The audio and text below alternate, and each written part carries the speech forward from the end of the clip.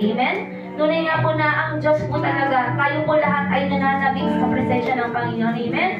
Hallelujah! Tingnan mo po, ang awit po na, ang papagat po nito, ikaw ang yaman ko. Kasi mga bagyo na nangyari. Nakita niyo po yung mga sasakyan. Yung mga sasakyan, wala yun. Yung mga material na bagay na natatanggap natin. Kaya kung sabi nga po sa Biblia, mapalad ang mga mapagkumbaba, yung mga salat. Kasi yung hinahanap nila ang Panginoon. Amen? Kaya kung ano man yung nasa atin na yun, we must be, we should be thankful and grateful kay Lord. Kasi yun ay binigay ng Diyos dahil may purpose siya sa buhay natin. Amen? Awitin po natin ito, wala po kami practice. Sabi ko kung kaya daw. Sige po, habulin na lang po ako ni Brother Kim. Kantahin ka lang po ng Ikaw ang Yaman Ko.